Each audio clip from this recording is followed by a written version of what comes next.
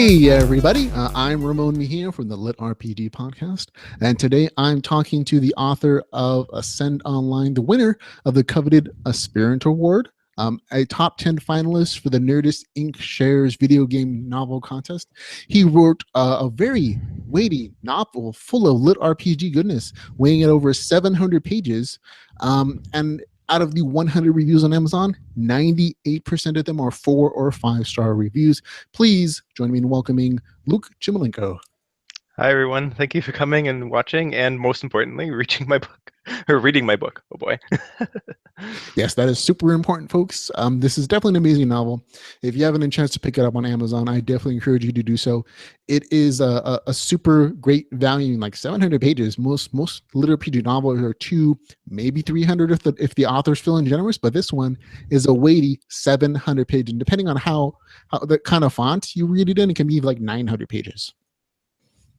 And it's also on Kindle Unlimited, so you don't even have to spend any money if you use that program. It's worked very well for me, so I definitely recommend it to everyone. Just give it a shot, see if you like it, and really go from there.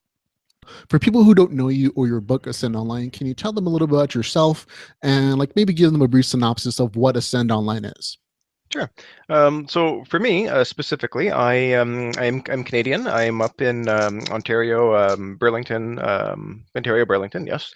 So for those that may not know the general landmark, that's close to Toronto. It seems to be the city that most people know up in Canada. I work full time as a IT security analyst. So that the best way I can describe that is if you have a problem that exists on the network, from viruses to your email spam to your computer doing something really that you don't think it should be doing, then either I will tell you that it's happening, or we will have a conversation at some point, and we'll just make sure that you can do your job again, kind of thing. That's really what it comes down to. Is I try to make sure that people don't have any obstructions to do work, essentially, when it comes to a computer perspective. So Yeah.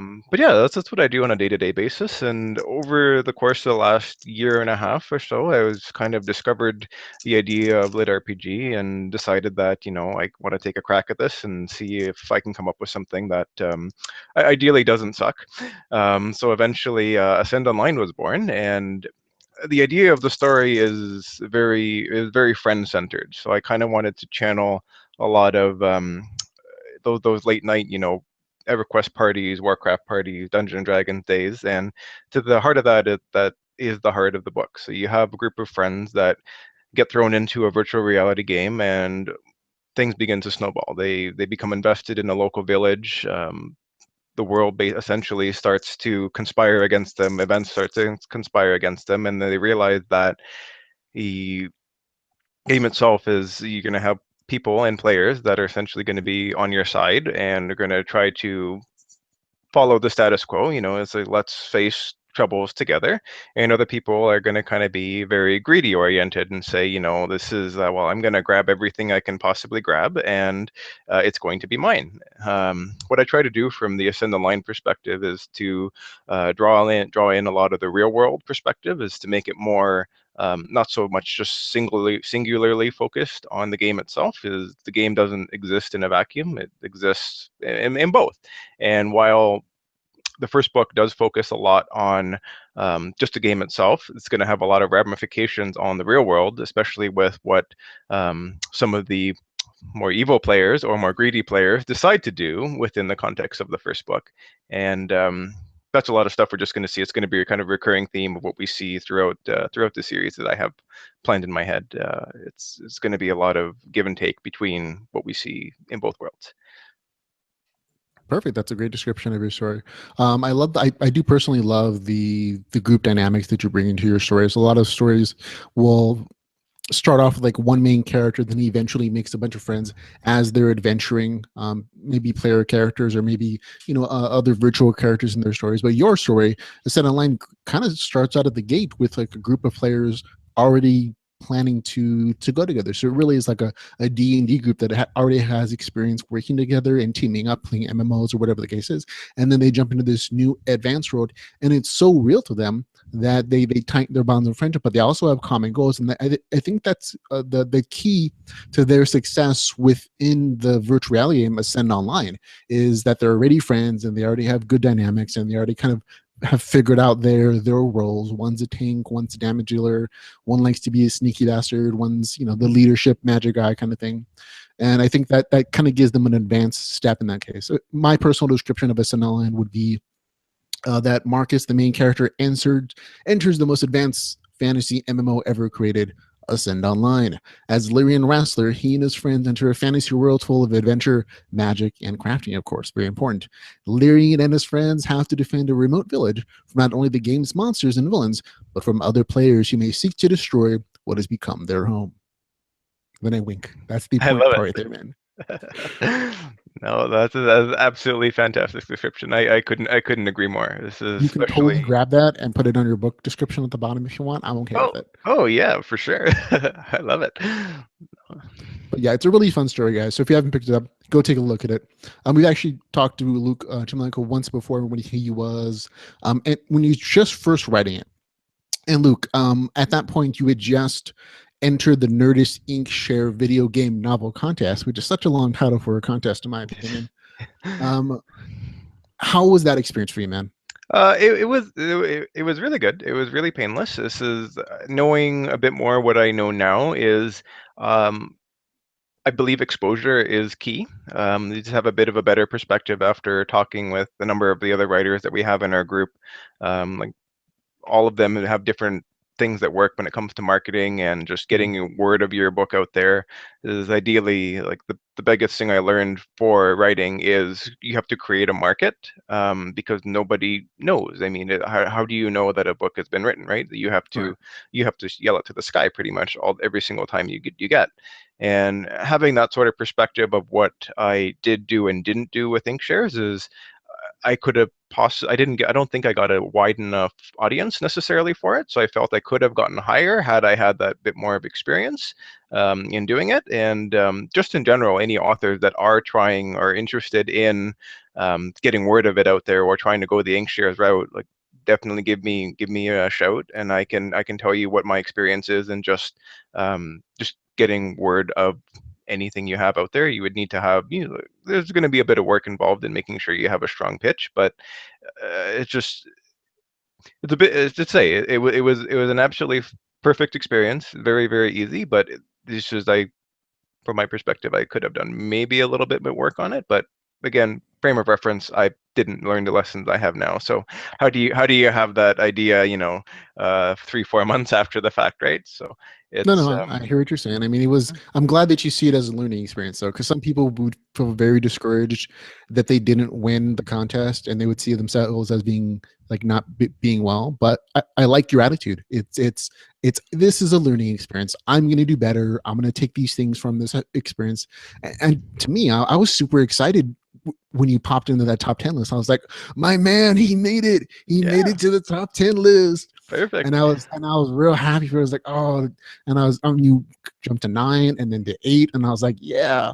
And I know you didn't win the contest, but I'm like, I was still super excited that you got as far as you did. I mean, there are probably dozens of people who never even made it on the top 10 list. And as far as I've been able to tell, you're the only one on that list who's actually published a novel at this point. Everyone else is still working through their projects. They're doing Mhm. whatever they're doing. You are the only man on that list who's actually put in a novel on Amazon, and is actually you're the first one who's published. Yeah, no, I didn't know that, but that's really awesome.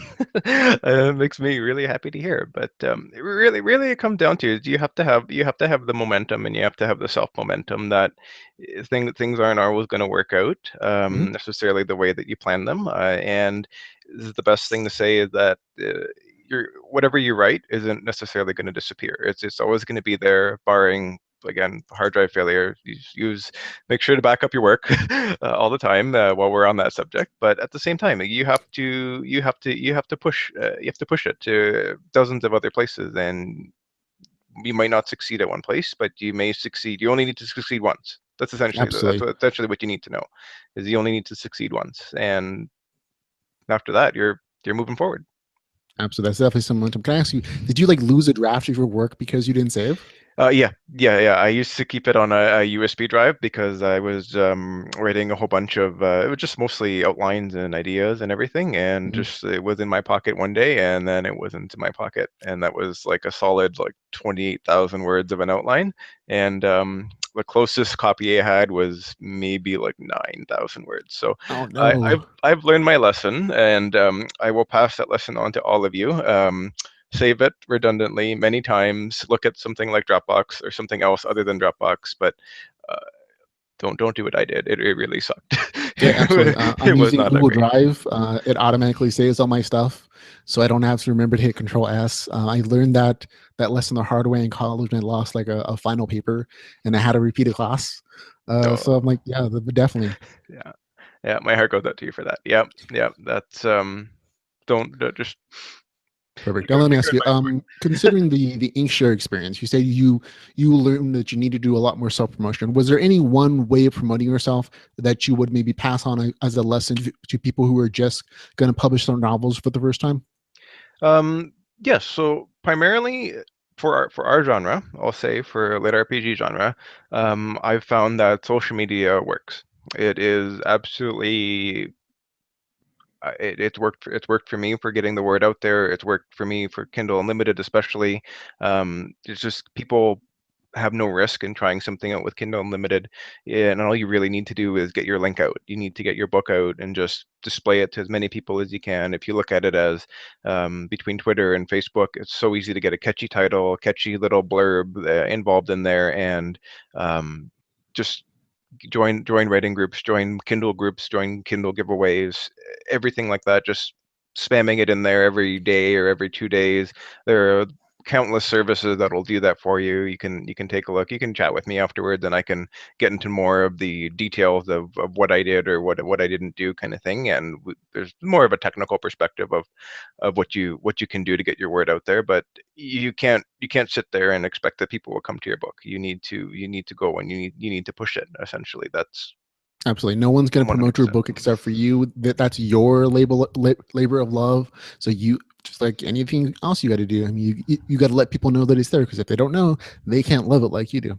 Yep, this is exactly it. Okay, perfect. Now let's move on a little to some of the questions about your book specifically. I finished the whole thing. I listened to a lot of it as a text to speech, so I found some very interesting things. There was really one particular cultural moment when I was listening to your book as a text to speech option that I just absolutely found hilarious. I'm not sure why, but I was listening to a son online and Lyrian was talking, and it was in this really weird kind of Siri computer voice thing going like, and he's asking the group like, do you see that mountain over there, eh?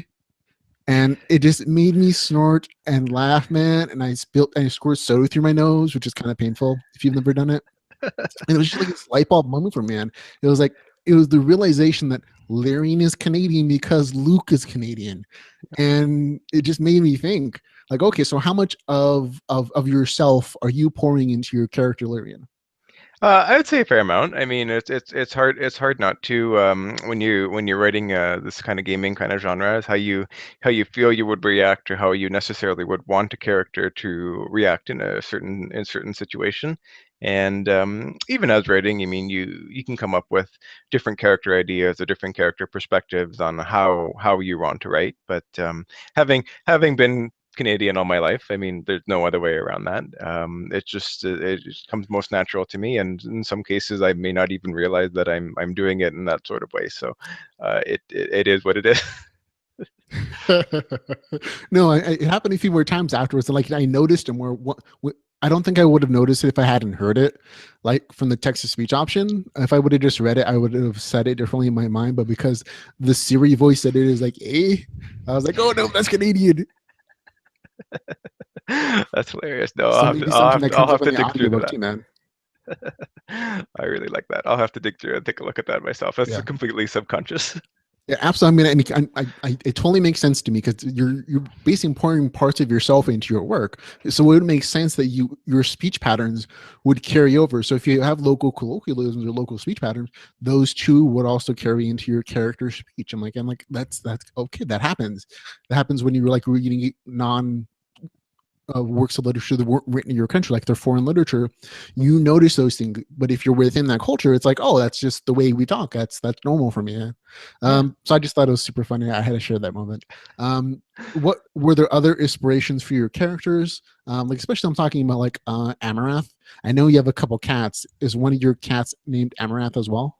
No, no, no. They have other. So I would say for me, culturally, I'm actually Ukrainian, and the same as with my wife. So we actually just we took Ukrainian names for the cats, so they're completely unrelated. So one is Levko, and the other one is Romko, and essentially the translation is one of them is a lion cub, and the other one is from just a story which basically means troublemaker, and he Okay. is. So I mean, it ends up working out, and but no, I mean, it's just I've kind of always had a loose idea of where I didn't, or when I was writing at the beginning of the story, I didn't quite know what I wanted to do with Amarath in that perspective, as whether or not the cat was going to stick around or it's just going to be a plot, just a plot point to kind of go around. And as I started writing, I just kind of got better ideas and just kind of other things that I've read over the years on what I feel would be just interesting in general, like just a twist I hadn't seen before, a twist I'd only seen done once or twice, and just the personality kind of just developed as I wrote in my mind, and I said, I can try this out and just see where it goes. Yeah, it's a very fun character. I'm glad that you didn't just like kill off the puma and like just make it some minor villain to defeat. You really developed into its own individual character with a personality, and I think it adds a little more. I don't want to say humanity to the characters, but oftentimes I think we forget some about some. There's something about having a pet and that level of intimacy you have with your animals that really conveys a sense of humanity because you have to take care of this creature. You're Lyrian in this instance literally has a connection with this animal in his mind, so you can't get more intimate than that, I think, in a lot of different ways. And so this creature becomes like a member of your family, and I think that's sort of part of the theme of the story in that um first it's him and his group of friends, and then it's him and the community, and then it's him and the animal. And so I think that theme of family and things that you'll do to protect your family and help them to grow is a big part of your story.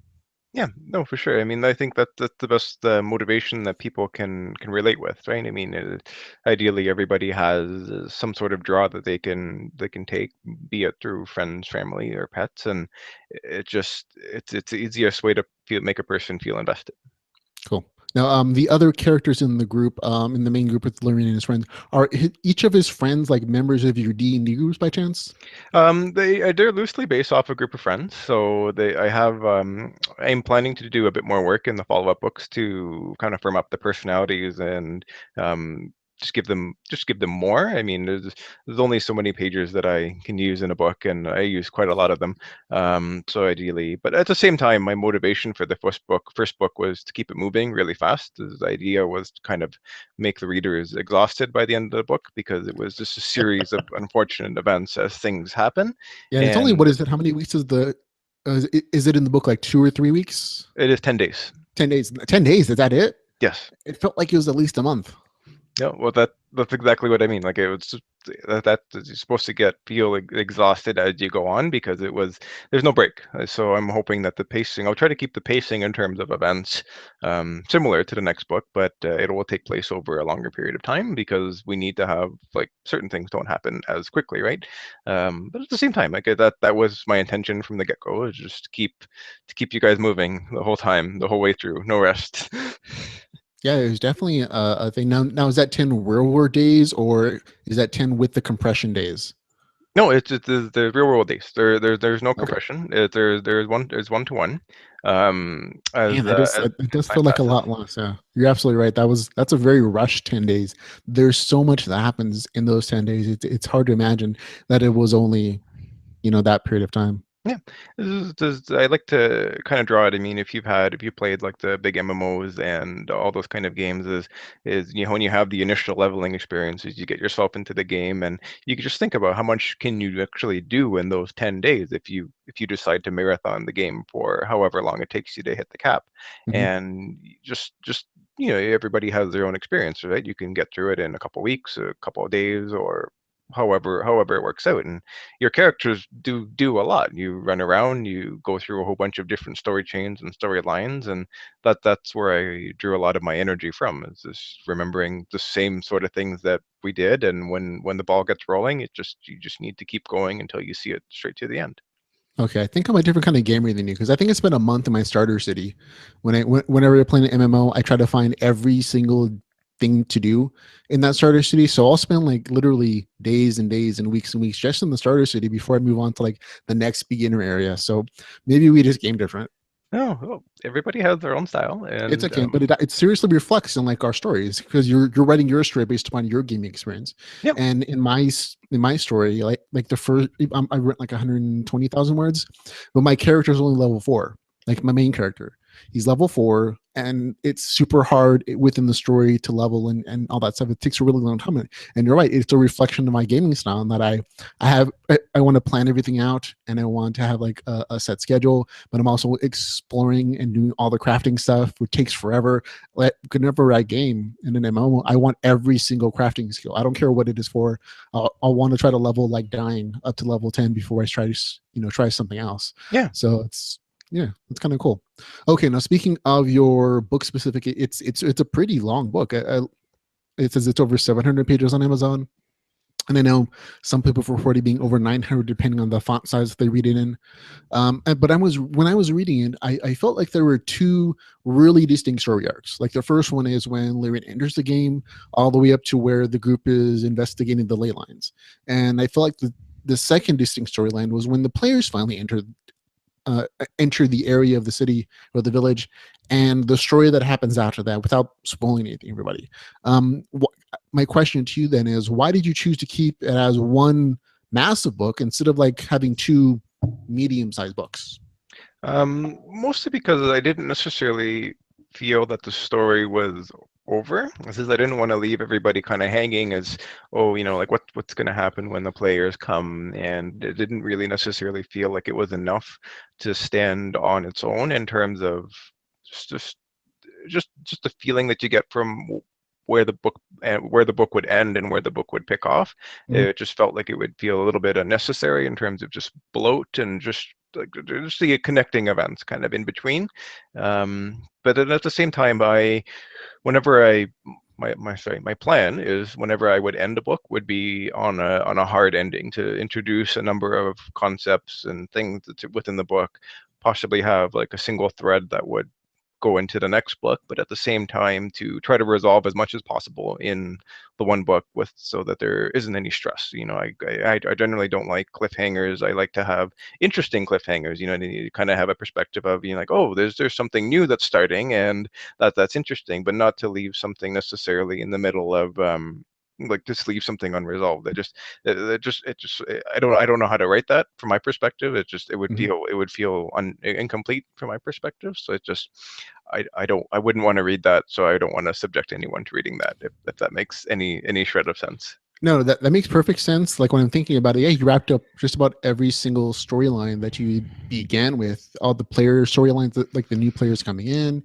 You had hints about like evil characters and like the jerks in every MMO who's only looking out for his self interest. All that was wrapped up. You wrapped it up with the Nemesis system.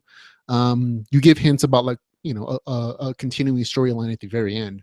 But even then, you know we can kind of see where it's going, like who the woman he's talking to is, of course. So I'm like, okay, that you're right, you really did wrap up the nicely. There's no cliffhangers whatsoever, just story opportunities that you can tell in the future. But even if like you never wrote anything in the future, this would be a really good standalone book. Yeah, that's going to be my goal of what I try to shoot for. I mean, if I need to look, for whatever reason, I need to take a break from a storyline or something that there's no suspense in, oh, I Mhm. need to wait 3 years until the next book comes out, kind of thing. I mean, I'm looking at Patrick Rothfuss here, but at the same time, it's just like I want to make sure each book can stand on its own to a certain extent, but will also build on what's coming afterwards. Yeah. Hey, and the audience apparently appreciates. I mean, 100 reviews, 98% are 4 and 5 stars. I mean, that's amazing. I think something in the neighborhood, like 84% of them are all 5 stars. So it's a the fans have appreciated your particular writing style. Like my story though, total cliffhanger at the end. Oh, I'm like, it's a drop. It's like, sorry guys, you gotta uh, wait. No, I mean that's just kind of the story that I thought of. Like, okay, I want them chomping at the bit to get the next story. That's my perspective, and I don't mind writing a cliffhanger. I mean, because that's just the story. I mean, it's a thing for me. yeah. So if you read my story, don't hate it too much, man. It's I'm just letting you know in advance. There's kind of a cliffhanger at the end, like bad things happen at the very end, and it's not really resolved, but it's something that will be touched on like the next book if I finish writing this one. I look forward to it.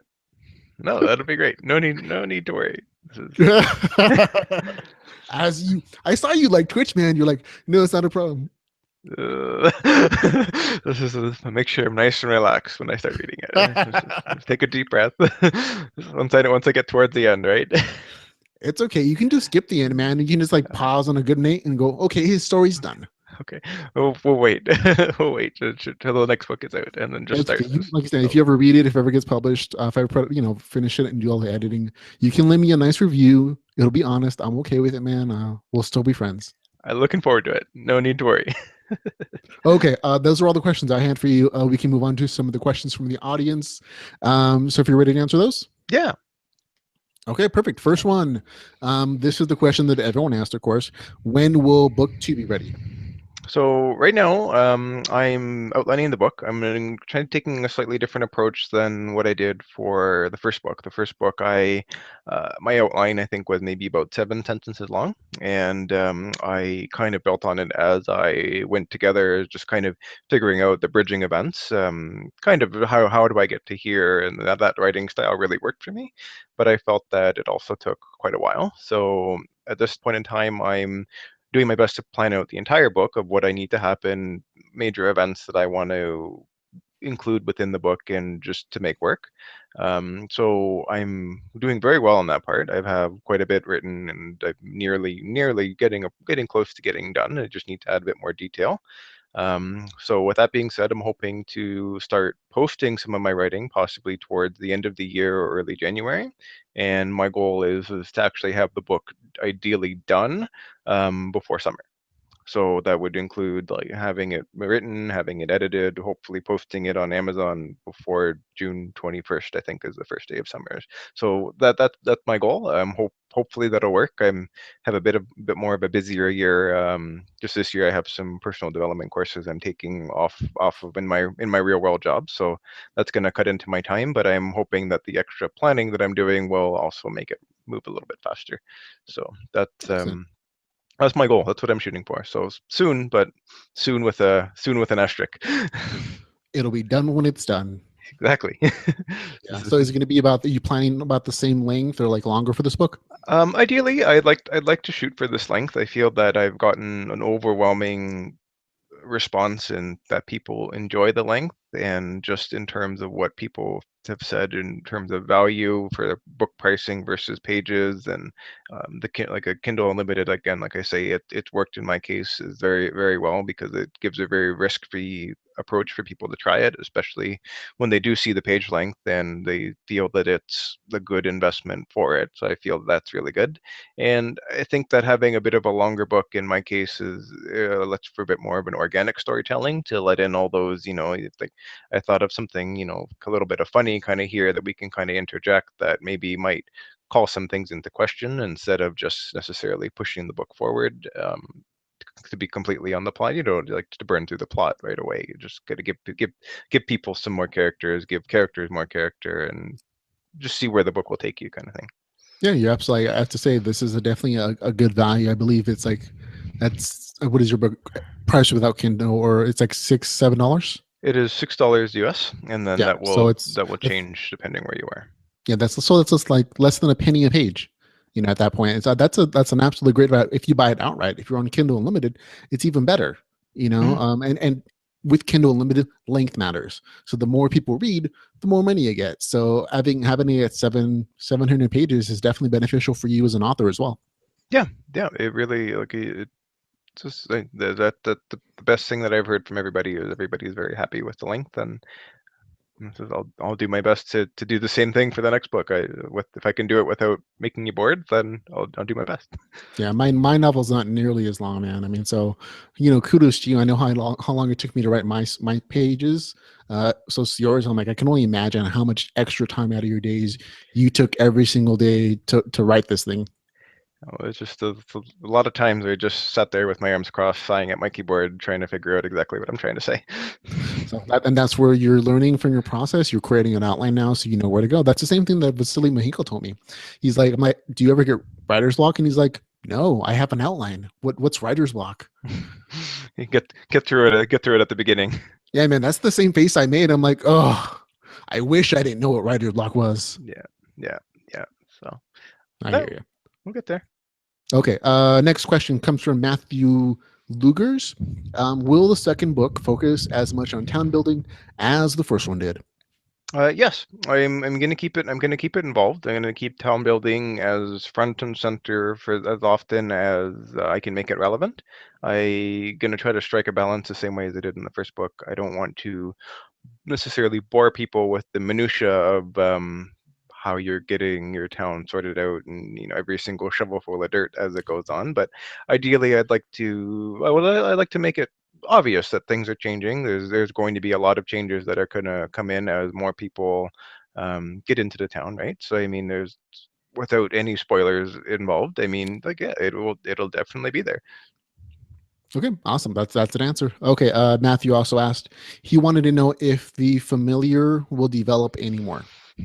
Definitely. I'm going to keep him. Again, he's going to be more or less attached to Lyrian's hip, as he was in the second half of the first book. So we're going to see just more personality development. I think it's the most important thing to get people to relate to just characters in general. I like to try to make him a bit more prominent and kind of again firm up his personality as challenges arise and as things happen. And at the same time, I'm also going to try to think and make him interested in more, or make him more interesting in the sense of how he develops. Is he going to gain any special abilities? What kind of track is he going to take? What's going to happen from him from a more of a development perspective? So I am thinking about that. I won't tell anybody what I'm actually thinking, but he's still going to be there. He's going to be a faithful companion for a long time. Okay, yeah, I was super curious about like if he was going to get special abilities like related to Lyrian or his own kind of thing related to stalking, hunting cats. But I'll wait till the novel's ready, man. I eagerly await the answer to those questions. But I just realized that you're entering a very small society where your pet character may become more popular than your main character. I'm thinking of like Girinar with Dritz Erden or Oberon and in the Iron Druid series, Yep. all those pet characters are totally more popular in some ways than the main characters. So Yep. you may be entering that territory as well. I won't lie, that's a lot of my inspiration there. Hey, you see, there you go. Me and Yep. you, same page. Yep. Okay. Next question. Let's see. John Wally. He asks, what led to the state of affairs outside of the game? So that's going to be actually a lot of the focus for the second book. Is I'm going to kind of talk about what real life is like, for lack of a better description, and just to kind of give you a preview of what I've spoken about in the first book is nanites and nanotechnology is kind of taking off, which is kind of giving the Ascendant line a chance to exist in general. And I'm going to try to find a way to I can explore what that actually means when just as general from a societal change, what is going to change. It's not just going to be a single video game that's going to come out from the advent of that sort of nanotechnology. It's going to be a wide sweeping change throughout everything, throughout everything that exists, and even to go into a bit more detail on the social implications of Ascend Online, because everybody knows you have a virtual reality game that you like to spend more time in it than you do in real life, then there's going to be consequences for it, right? So I mean, there's only going to be a very small portion of the population that can afford to do that for full time, and even like how are you gonna approach it, right? I mean, society might be okay, that's kind of cool, and for a moment they're going to be like, well, then it's time to get back to work, do something more productive with your time, or they might not. I mean, that's going to be part of what we're going to find out. And there's definitely always going to be like an anti-science backlash whenever these new technologies come in. The anti-nano community, humanity stays human kind of stuff. Yeah, it's going to get. I want to make real life a bit more prominent compared to some of the other books in the genre. Is to kind of develop two different storylines that are going to happen within the game and then outside of the game. Is just to give it a bit more of organic feel. I mean, neither exists in a vacuum without the other, Yeah. and I feel that'll just again it'll make it more of a complete story from every single perspective. No, absolutely, and I can see the beginnings of that in this particular in the Standalone, this book. When the main bad guy comes in, Graves, it's like a revelation to the rest of the characters that the game has become so popular worldwide. Like 62 million people waiting in line for their opportunity to purchase all the equipment they need to play Ascend Online. It kind of reflects what you're talking about, the effect of the game on the real world, economically, socially.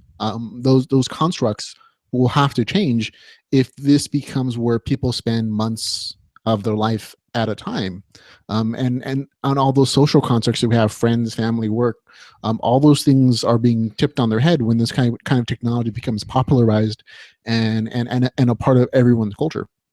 Yeah, exactly. This is going to be it's going to be really interesting. I mean, I can say it's if you've read similar books and similar science fiction kind of stuff, I'm hoping to draw a lot from that, and I'm kind of put our own special twist on it. So we'll see. It'll be exciting.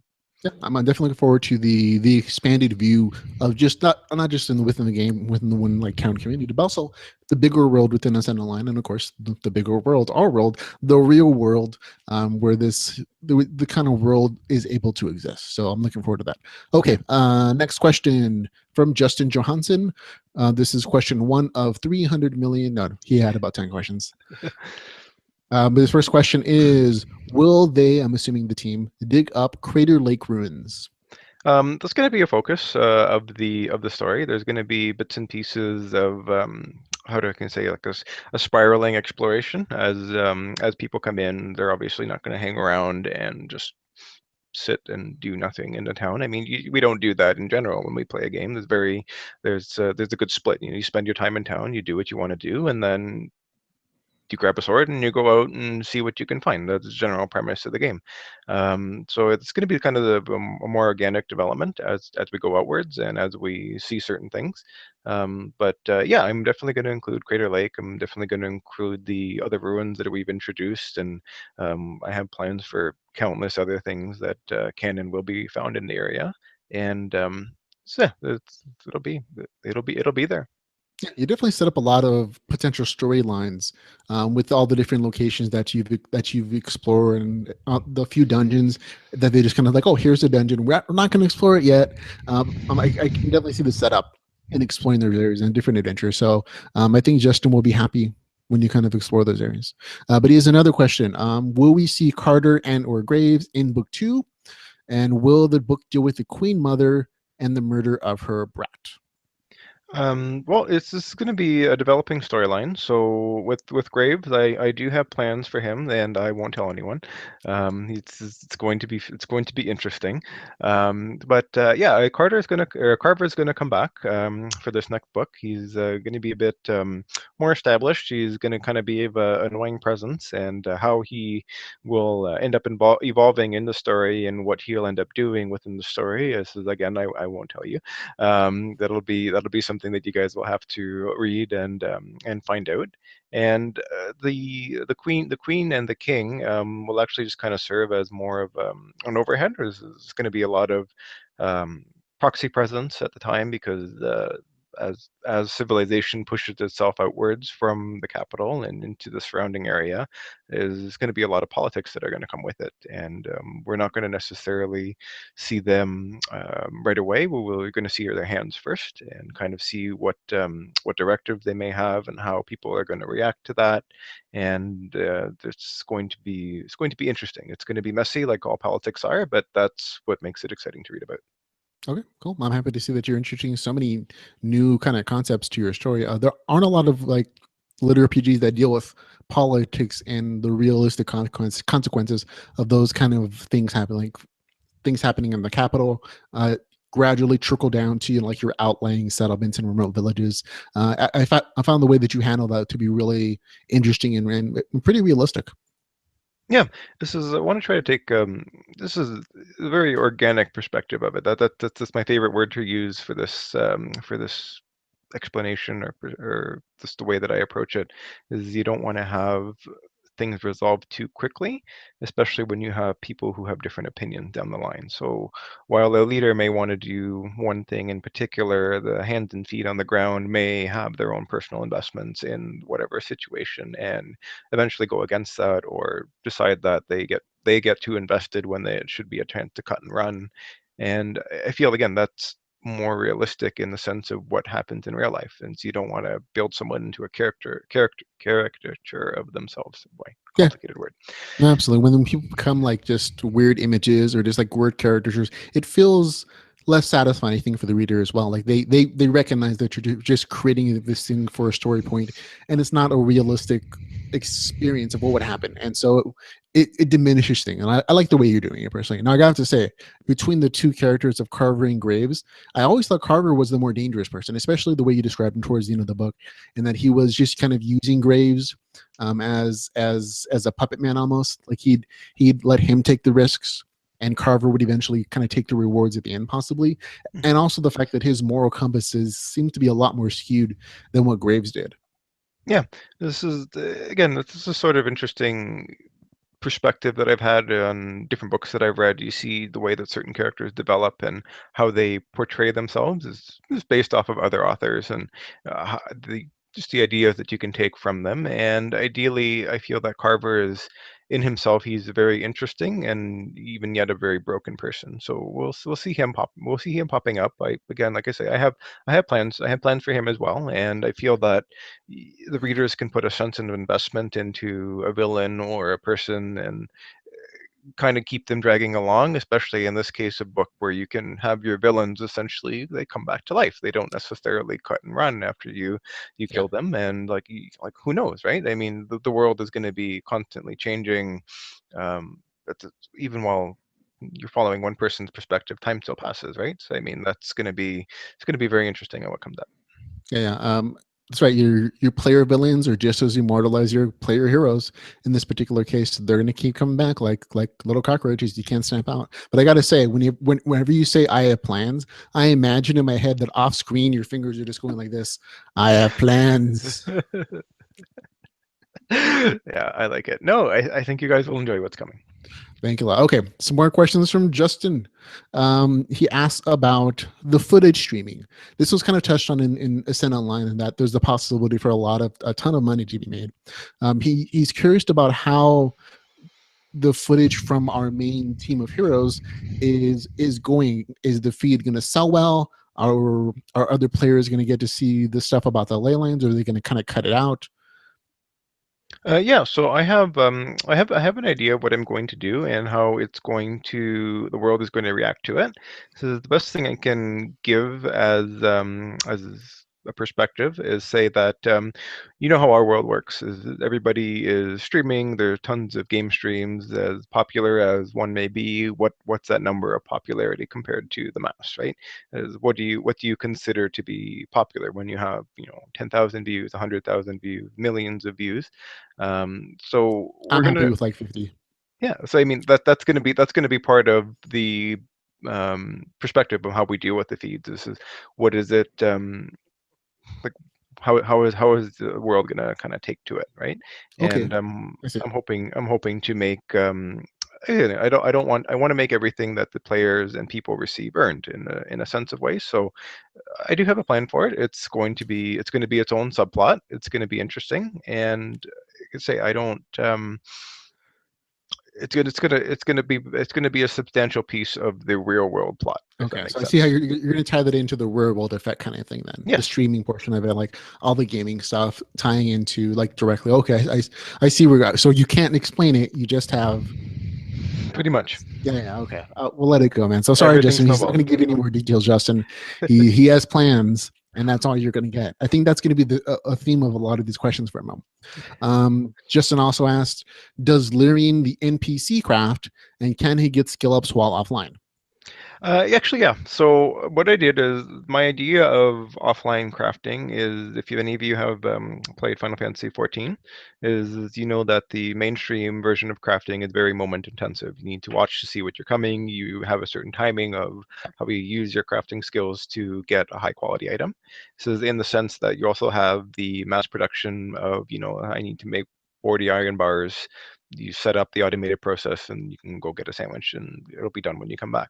The difference is that while you're doing the automated process, obviously it is hands off. It doesn't require any input from you, but it's very rare to get something that would be of higher quality. Even though you'll get that little bit of experience while you're doing it, you may get a scale up or a level or something in between. So I feel that from a fun perspective of like actually looking at the mechanics of the game, if you got nothing, that wouldn't be fun. That would make that process reasonably like useless, to say that, to use your downtime efficiently, because if you're logged off as an NPC, like it makes it makes no sense that your sense of avatar would suddenly lose purpose in all existence. So they may not be able to function as high as they would were you at the helm, but again, it just doesn't make sense that they would just become suddenly useless, for my idea. So Yeah, I thought that was a pretty interesting mechanic that you introduced to your storyline. When the characters log off, um, their avatars don't disappear within the world. They're fixed creatures or creations within that world, so they can live and they can die. They can get killed by a mob if the player suddenly disappears. His avatar doesn't disappear, and one of the things you introduce is that avatar can be set up to do automated tasks like crafting or just research or whatever it is, but they're not as efficient. And so I think that's a pretty good balance between still allowing those characters to exist in the world, but not letting them be overpowered and make weird decisions that the regular player wouldn't when they're in control. yep, that's exactly what I was aiming for. So, yep, good balance. Okay, now I have a couple more questions for you from Justin, but you can choose to answer. I just have plans, but you do have to make the hand gesture up where the Oh, camera can see it, oh. and we'll just leave it at that, man. Okay. So his next question is: does Lyrian the player research more modern crafting techniques in the real world and bring them into the game in the next book? Yeah, actually, that's something that I'm going to do. Is just to figure out a perspective of, you know your life as you exist as a person, and you may not necessarily know like what steps do I need to do to necessarily forge a sword. There's so much that you can say. Okay, like I understand that there's metal involved and maybe a leather for the hilt and kind of what else is there, right? But for the process of how are you to discover to make like think of any, like, how do you make a chair? Where do you start? Where do you start in that process, right? Is to have an idea of going out and picking up a book and just seeing the steps that are involved of go to a library, here's basic steps on how to make something, right? And I'm actually going to use that quite a bit, I think, to kind of draw a perspective of just how expansive the game will be, in the sense. So it's for lack of a better word, like a near mirror of reality. There's no restrictions. This is Mhm. ideally, if you can think of it and there's a rational reason of why it should work, then why shouldn't it work, right? So that's the approach I'm going to take with it. Oh, absolutely, and that's a very difficult process to think of grabbing things from our world, even of our history's world, and bringing them into like this fantasy game world setting. Because I thought in my story to do the same thing, and it didn't pan out at all when I thought about it. Because I was in my story, there's like the magic system in part is like runic script writing. So to cast a spell for my character, he'll write this particular rune, he'll power it up with his mana, and then there's a spell effect. And I thought, okay, that's really cool, that's really flexible. And I was thinking in my head, like, oh, at some point in the future, I can kind of create a printing press and only have it magicize, like create magic scroll making using the printing press and like kind of automated and mass production.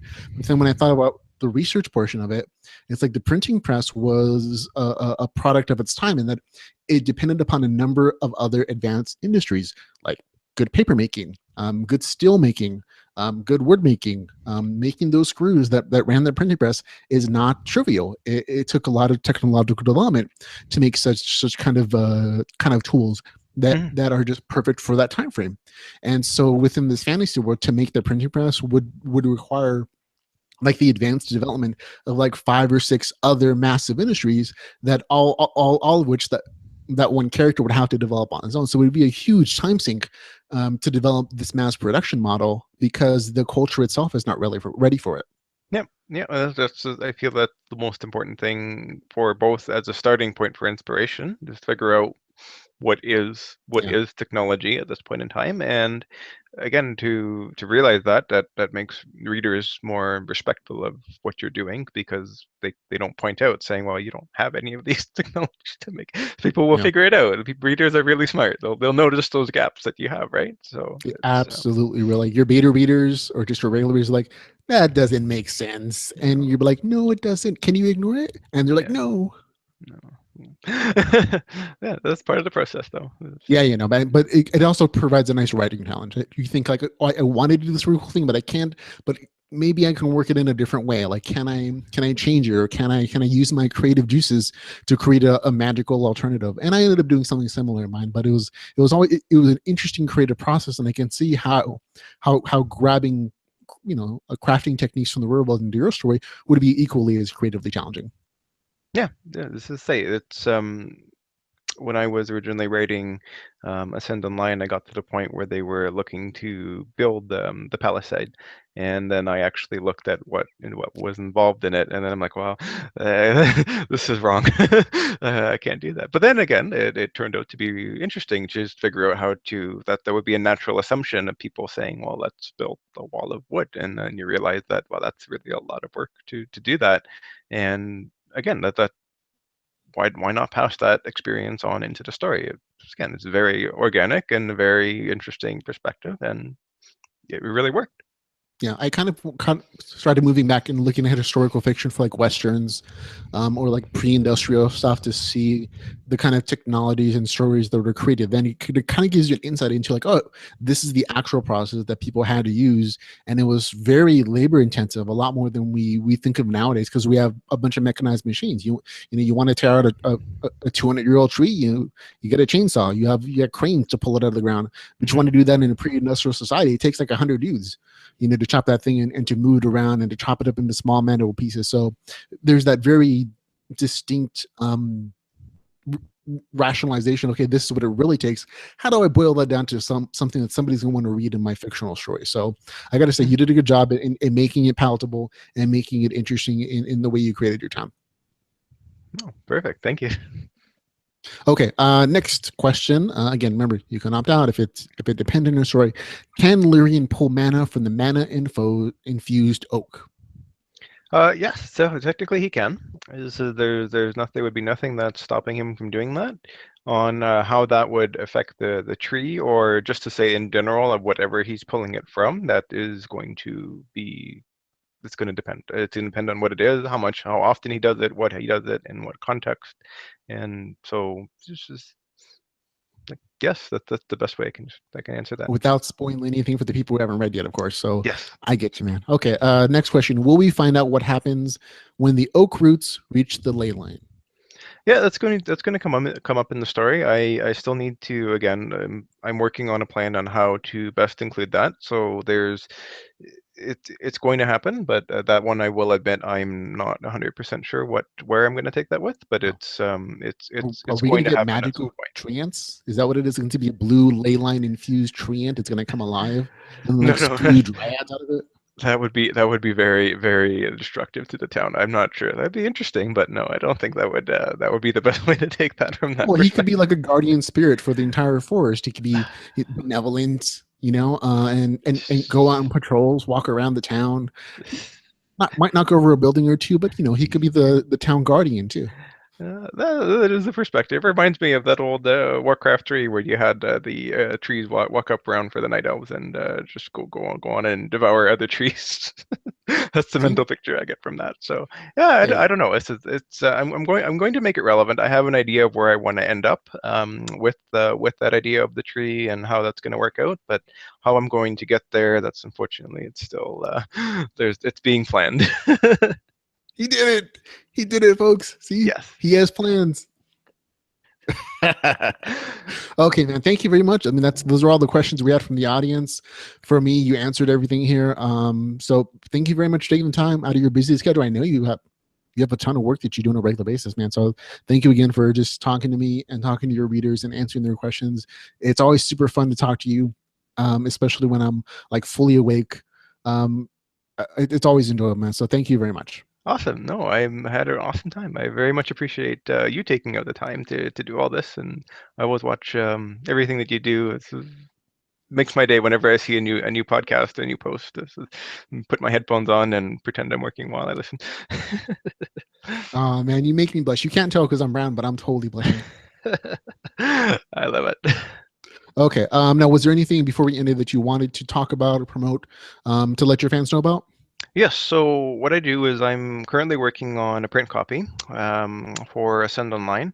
The general idea is I'm going to have a version of it available through order through Amazon. So that'll, if you ordered a book through Amazon, it's going to be done that way through CreateSpace, if you're familiar with that process, and you'll be able to order the book. Right now, I'm expecting that it will be $15. So if you for a price point that's pretty standard for the length of the book and for um, just what's available for everything on the CreateSpace side. And I'm actually looking into doing another set of print books. This one is actually going to be through Ingram and Spark, or Ingram Spark, which is going to hopefully let you actually order the book or possibly see the book in physical stores. So that's a bit of a process in getting that one organized and involved. So I'm actually going to hoping to have a print book and a hardcover book available. As I understand what will be available, or what you'll be able to do as a reader is you'll actually be able to go up to a store or counter and order it there, even if you don't necessarily see it on the shelves, and they'll be able to order a copy directly through there. So if for some reason that you don't have Amazon available to you, you'll be able to go that route. But once I actually have the full list of information on how that would work and where I am in that process, I will make a post about it. I'll see if I can get the word out to everybody and kind of let them know how that'll work out. I haven't just for price points for those. I have no idea. It's a completely different system and different. Everything is different, so I can't comment on that so far. So I'm not sure. And the next thing is I'm actually also looking towards and trying to figure out is an audiobook. Unfortunately, because I'm in Canada, it's not as easy to make an audiobook through the ACX, the Audible Exchange. So there's a bit more work involved in getting me set up, which I'm looking at and going to try to figure out as time goes on. So I'm possibly going to push that out a couple months until I can get everything set up and figure out the whole process. But I do have it in mind. It's not a no answer, but unfortunately, it's just a not right now answer. It's coming soon though. Okay, well, that's awesome. Thank you much for letting me know about your future projects relating to Ascend Online. So I look forward to the physical book. I did forget that the rules are different for physical books. Like you can put them out other places besides Amazon. You can't do that Yes. with the ebook version because of Kindle Unlimited contract restrictions. So I'm Yes. happy to see that your physical books going to go to hopefully a lot more communities, a lot more places around the world. Yeah. Ideally, it's just make it a lot easier, and again, so to be able to hold it in your hand and keep it forever. That's kind of a cool thing. I gotta say, once you get that physical book in your hand, do you think you're going to feel like extra special? I think so. I'll probably take a handful and just stash them away somewhere safe, like maybe in a safe. But yeah, so that's yeah, I'm really looking forward to it to We get it in can my hands. create a lit RPG time capsule with all the print editions of all the books of all our friends and authors. We can put them in this time capsule and bury it, and like 10 years later, we can see the difference between that lit RPG community and this lit RPG community. I'm hoping that when they open it up, they're going to have VR goggles on and they're gonna be like, wow, look at these relics. That would be great. Fingers crossed to the future, right? Fingers crossed to the future. That could be Yeah. our slogan. Yes. Okay, now where can people reach you on if they want to follow you on social media? So on social media, I have my, I believe it's actually called Ascend Lit RPG. So if you Google that on Facebook, you should actually come up. Should be one of your first hits, I believe. The best place to hit me is just find my name on Facebook. You'll see me there, and primarily those are the best two places. I also have an author discussion on my author page on Amazon. So if you do find my book page, you can click on my name there, and they will have book one discussion. So you can ask questions, you can post comments, really whatever you like, and I will try to get back to you whenever I can. Okay, awesome. And of course, folks who are watching and listening, we're going to have all the links to all those social media accounts on our show notes for this particular podcast author interview. We have a Facebook page, his Twitter account, his book links, of course, his author Amazon page, and even his Goodreads page. So he has a bunch of stuff, a bunch of different ways you can contact him, of course. I definitely encourage you to post your questions and your story suggestions to him. I'm sure he appreciates all the audience feedback as an author. Yeah, definitely. Anything that you guys have from your own gaming experiences that you feel would you just want to share, you feel that were interesting, by all means. Absolutely. Have you ever thought of like starting a Patreon? I can't remember if you had one or not. I don't have one. I haven't really looked into it, to be honest. I understand that it's just basically a monthly subscription for readers to essentially fund you to work, and you give them special previews and kind of like special viewership, part of a special club directly to you. That's what I understand. I don't know if I really would go that way because I personally I'd like to have more of a to work at my own schedule rather than feel that I necessarily owe people for their time and what they're spending, because my schedule can fluctuate very wildly. And I have my productive days where I can figure out all the words that I need to say, and then my other days where it just doesn't quite work out. So as my perspective would be, as I would like to give you something when it's done, than to give you something rushed that is kind of broken and on fire. So Yeah. that's not what you need to see, right? I'd rather just give you something that you know exactly what you're going to get, and kind of go from that perspective. Hey, I hear you. Whatever works for you in your writing process. For some people, they need the extra kick in the butt to kind of get writing. And a few of the authors that I've talked to who have patrons, like, it really motivates me sometimes to write when I don't feel like it. Like I remember if there are people who are paying me on a monthly basis to type, funny stories into my computer so they can read them at some point, even if they're not polished, they're not finished, they're aware of it. They still at least appreciate that. It's kind of another way for your readers to support you. You don't necessarily have to see it as a subscription service. A lot of ways it's just they like you. Like we got a couple Patreons from the group for the podcast, and they get like a day or so early access for the interviews for the podcast, but it's not like I owe them anything. It's more like, oh, they're appreciative, they're supporters, and so they get a few extra benefits. But it's more of that kind of relationship than like, oh, they're paying you to get extra access to your stories. I mean, at least from my perspective, it's just kind of a way for your fans to say, hey, thanks for your stuff. Here's a little something to help keep you motivated to do your work or to help fund you in your life goals. Yeah, we'll have to take a look. Yeah, no, I didn't really think of it that way. Yeah, it's just an option, man. I like it. I know a lot of the LitRPG authors have them for their communities, and some of them are doing pretty well. Mine, I have like, let me see, $3 a month. So I have a couple people who supported me, and only one of them is related to me. So I think that's pretty good. Yeah, I got to say, I'm happy with that. it works out. Every bit counts, right? Every little bit counts, man. Okay, but thank you very much. That's going to be it for the podcast and for the episode, folks. Author interview. I hope you guys have had a great time. We can't do this without your support. Again, you can find all the ways to support the podcast at litrpgpodcast.com/support. But for the podcast, I'm Ramon Mejia. Thank you very much for watching and listening, everybody. If you want to see goodbye, Luke. Bye. Thank you. Take care. And remember, folks, to go read some LitRPG.